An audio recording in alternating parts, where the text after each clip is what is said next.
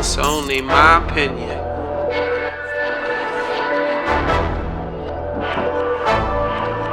Coffee milk. People, welcome to the show. My name is Clayon. This is Coffee Milk. This week, I've been thinking about the word fair. A lot of the times when you bring up fair, especially when you're young, you get told that life isn't fair. That's one of the most common things I hear a lot in regards to fair. It's always like, life isn't fair, we never told you life was fair. And I would agree in some parts, right? Life isn't fair, right? You can't choose whether you're born rich or poor. You can't choose when you die. You can't choose how you die. Some evil people die peacefully in their sleep. Some people who have done good in this world die of agony and pain, and that's how they leave this world. So I would tend to agree that life as a whole is not fair. But I think as a society, that's what we're striving for, right?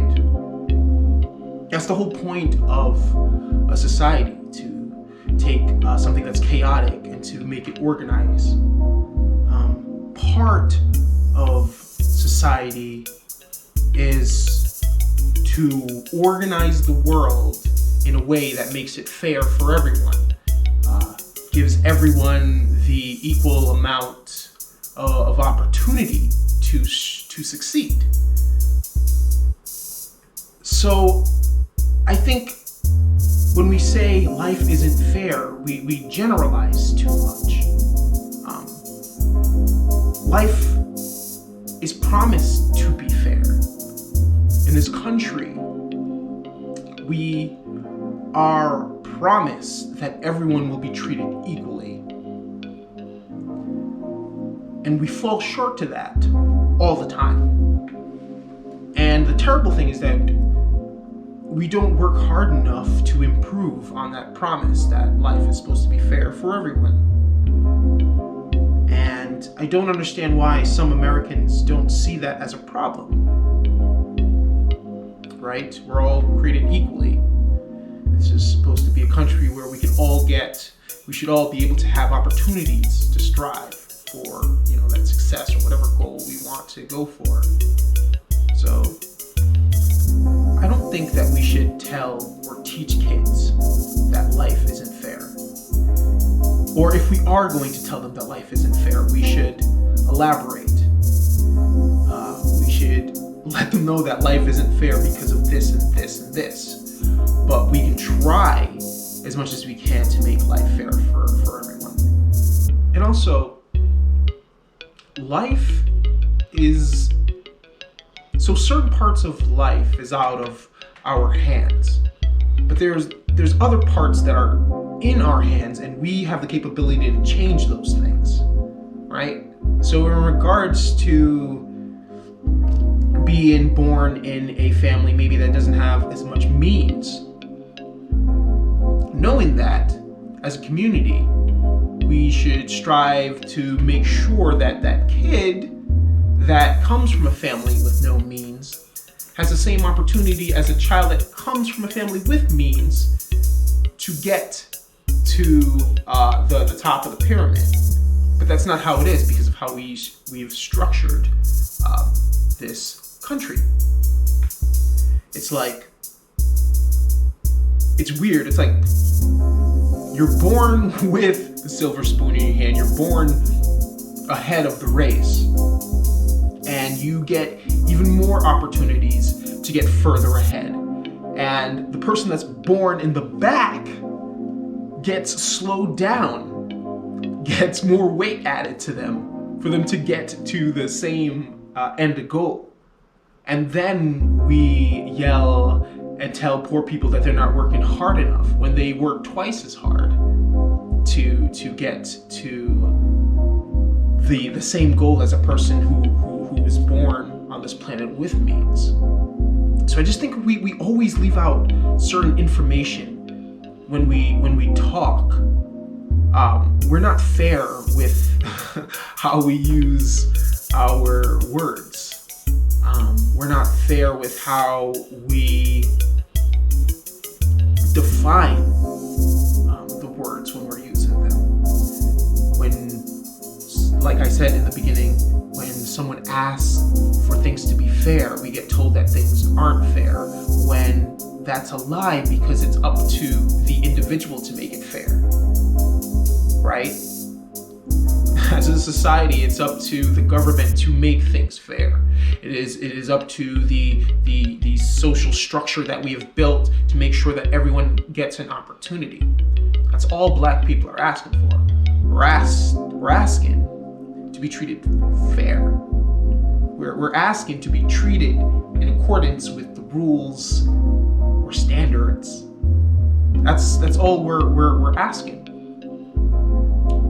So when they make it seem like we're asking for too much, they make it seem like we're asking for outlandish things. All we're asking for is to be treated fairly.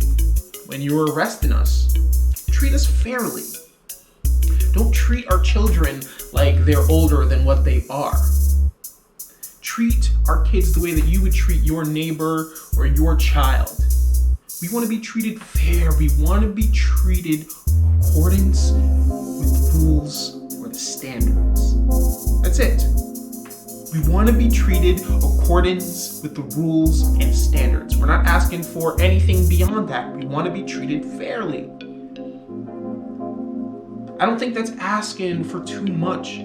Please treat me the way you would treat your neighbor. Well, some people might hate their neighbor. The neighbor that you love. I don't know, the neighbor that you like. But it aggravates me when we're asking for so little and it seems like a mountain. It seems like we're asking for the world. It's not okay for us to constantly be fighting and to be villainized for the simple request of, hey, treat me like a human. Please don't treat me like a property. Please treat me like I matter, like my opinions matter, like I am valued in this society that I contribute to, the society that I probably contribute more blood, sweat, and tears into because of how you've rigged everything. You've rigged the system in a way that I have to fight harder to make things fair. And somehow that is villainized. So, yes, life is not fair. But it's up to us as a community, as individuals, to make it as fair as possible. It's not just a chance. We can't just pretend like it's just the universe. Part of it is the universe. The other part is us and how we treat our fellow human beings. So this is the audio breakdown portion of the show. This week, I have audio from a West Georgia police chief and his deputy who were discussing Black Lives Matter protest and Black people in general. They had some interesting things to say about us. Let me tell you, I've seen 2 videos and I heard, you know who Dan Bongino is? He's on Fox News all the time. He used to be Secret Service. Yeah. He said, you know, what they're saying now is, well, he didn't have to shoot him, it's just a taser. Then how come when you tase him, it's like you done killed him 27 times? How come when you've tased a nigger, seems like you've tased them 27 times? So, this is a deputy talking to his police chief at work, on duty. Now, this is how police kids are held to a different standard. Because me, as a person who works with kids, if I were to talk to my boss about a child that has misbehaved in any way that's derogatory, if I was like, yo, that fucking piece of shit over there, that piece of non-birth control, like, the thing is, if I were to talk to my boss in that manner, I would be fired. If I were to talk to my boss about a kid that just misbehaved in that manner, swearing, I would be in trouble. So the fact that as a police officer, you can talk to your superior in that manner, it just blows my mind. It just blows my mind. These are the kind of people that is in charge, supposedly, of my safety. Kind of human being that refers to me as a nigger. I'm just a nigger. So I'm supposed to trust that someone who thinks I'm just a nigger, I'm supposed to trust that person with my life. I'm supposed to call on that person when I'm in distress. I'm supposed to trust that this nigger-hating human being somehow is gonna find it in his way to save me, to help me. This is what you guys are constantly asking black people to do. Have trust in individuals like this. The guy's running, he's got the taser in his hand, and you see him, and he turns, and you see him fire the taser at the officer. Okay, what would he have done if it had hit the officer? Go for that, get his gun and kill him? Yeah. The guy would have gotten the taser. If the guy would have tasered the police, he would have gone for the gun and killed him. Automatically, we are seen as the villain, and I don't even know in particular what situation they were talking about with this guy. It's just the way they talk about us automatically as just wrong, without any kind of questioning the motive. It's just we're wrong. Even though they know how racist they themselves are and that whole community of cops that they've built, they've somehow convinced themselves that we are still the enemy. That's what happens when you build a culture around racism. It's hard to sort of take that out. When your boss is as racist as you can say nigger in front of him and nothing happens. Yes. Or what if one of them projectiles would have struck him in the eye? The act of him firing that taser at an officer is an aggravated assault because he has not been trained in the proper use. An officer, if I go to tase somebody, I know to shoot low. I know what to do. He doesn't know. That's right. That's exactly right.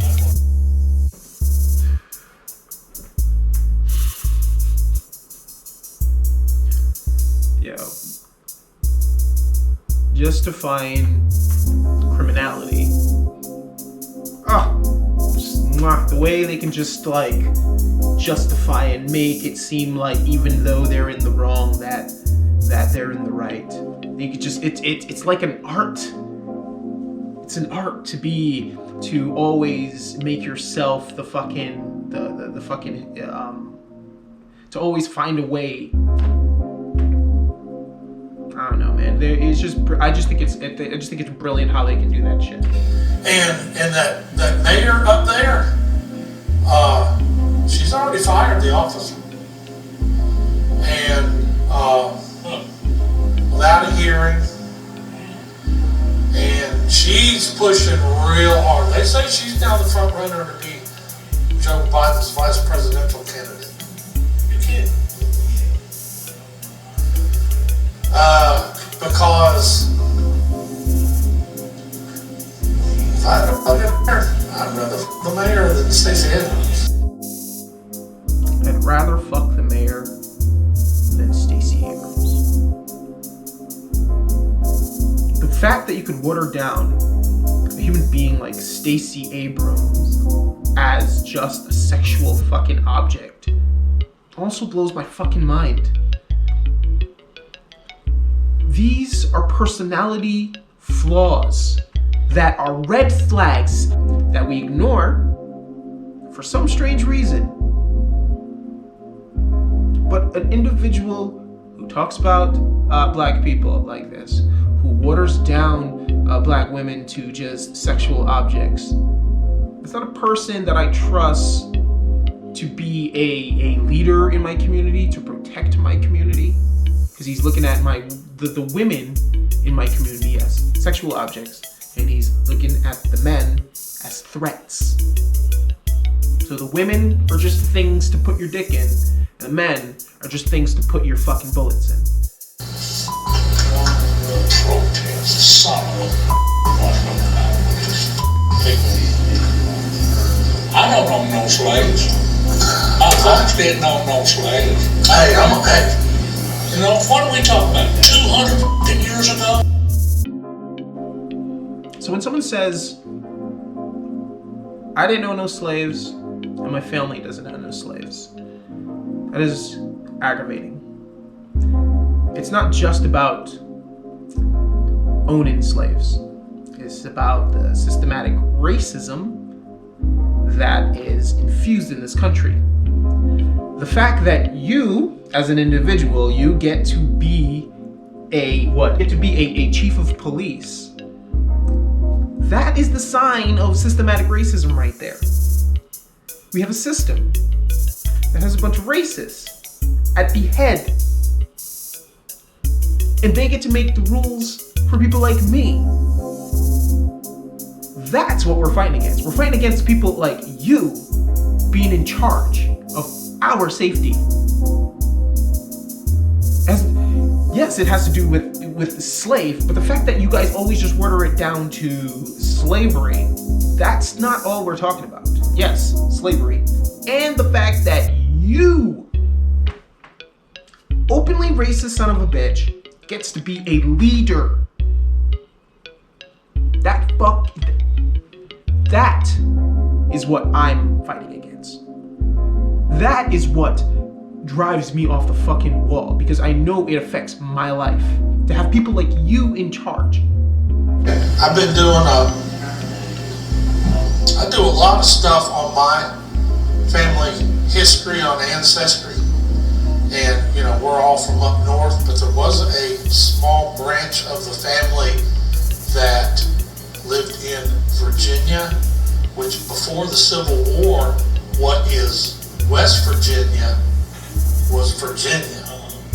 And I did find evidence of some slave owning part of my family, even though we're from Ohio and there's nobody up there. But I'm gonna tell you, looking at Chris's family, holy man, let me tell you what. She had one relative, I can't remember his name, he fought in the Civil War. After the Civil War was over with, he became an overseer on a plantation. So he was in charge of all the slaves. And there was some article or something about something he did in the paper, and the newspaper said that whatever his name was, says he was known to be the meanest man alive.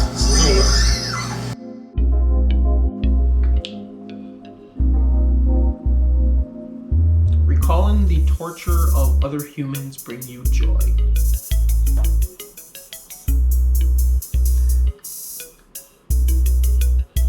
The fact that that brings you joy is disturbing.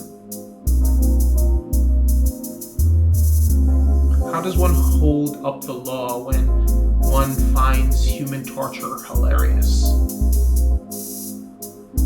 How do you have that responsibility? How? You think the torture of a whole race of humans by an individual, and many individuals, is hilarious. See, for me, it wouldn't mean that much if you were just a fucking average Joe motherfucker. I'd be like, alright, well, America. But it's so much different when you have power. and you have those beliefs.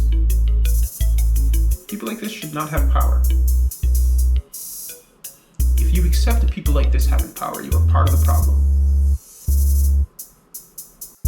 Well, you know what now, I don't know if this has any merit back in the slave times, but I'm sure there was a lot of them mistreated. I don't have no doubt about that. But for the most part, it seems to me like they furnished them a house to live in. They furnished them clothes to put on their back.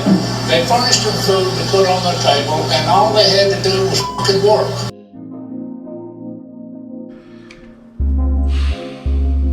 How simple you've made it. You also forgot about the rape. You also forgot about the splitting up of families. You also forgot a person didn't have the freedom to go as they want to. How you guys water that shit down to make yourself feel okay? You scumbag fucker. How? Oh, they gave them a roof over their head, a mattress underneath their ass, and some food to eat. They should have been thankful. All they asked for them is to work. How fucking easy you can water that shit down. They also whip them, torture them. People think slavery, intentionally, because that's the way this fucking government wants us to think about slavery, was just, oh, there was these people and they worked. And, then they got freed by Abraham Lincoln. Kumbaya. Everything was okay after that. Life was good. Yay. It's aggravating because these people constantly try to water down our lives and our existence into this simple thing to make themselves okay, to pacify their fucking ego because they're not willing to face what their fucking family did. I'm sorry, your grandfather, your great-great-great-grandfather was a racist fucking dick who had control of human beings. Face it. That's what the fuck it is. You want to skirt and dance around exactly what it is, you can go and do that. But you should not be in charge of fucking the safety of other people. You should not be in charge for the safety of people you hate. It does not work. It doesn't make sense. It does not compute. You should not be in charge of people you hate. You cannot be in charge of your enemies. If you're in charge of people who you think are your enemies, you're going to abuse that power because you don't want them to thrive. You might not agree, it's cool, I'm one of a kind. Trying to move forward, so I gotta be progressive. Gotta make sure everything I say is selective. It's only my opinion.